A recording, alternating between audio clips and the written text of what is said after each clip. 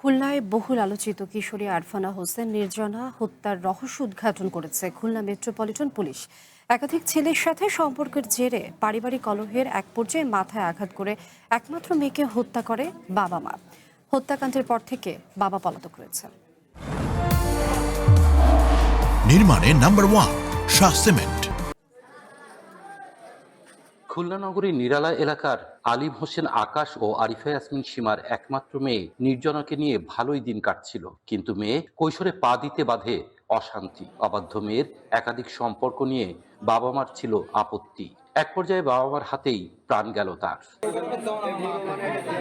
Police জানায়, গত ৮ জুলাই রাতে খুলনা সদরের নিরালা প্রান্তিকা আবাসিক এলাকার একটি বহুতল ভবনের সামনে প্লাস্টিকের বস্তায় অজ্ঞাত এক কিশোরীর মরদেহ দেখতে পান স্থানীয়রা। খবর পেয়ে দ্রুত ঘটনাস্থলে পৌঁছে মরদেহ উদ্ধার করে মর্গে পাঠায় পুলিশ।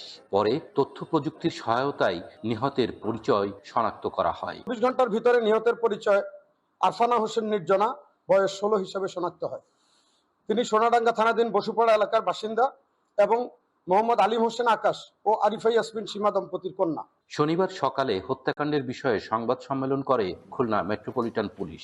এক পর্যায়ে তার মা তাকে চড়থাপ্পড় দেয়। তার বাবা পাশের রুম থেকে এসে কাঠের একটি বাতা দিয়ে তাকে আঘাত করে। যদিও তিনি তার বক্তব্যে উল্লেখ করেছেন তাকে শরীরে আঘাত করার উদ্দেশ্য ছিল, সেই আঘাতটি তার মাথায় লেগে মাথা ফেটে যায়। প্রচুর রক্তক্ষরণ হয়, এভাবে সে মৃত্যু কোলে ঢলিয়ে পড়ে।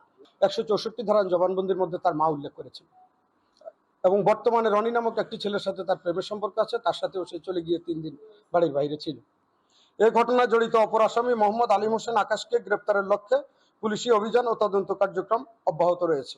এ ঘটনায় ১০ জুলাই পুলিশ বাদী হয়ে খুলনা সদর থানায় একটি হত্যা মামলা দায়ের করে। হত্যাকাণ্ডের পর থেকে পলাতক রয়েছে নিহতের বাবা। সোহেল মাহমুদ, চ্যানেল 1, খুলনা।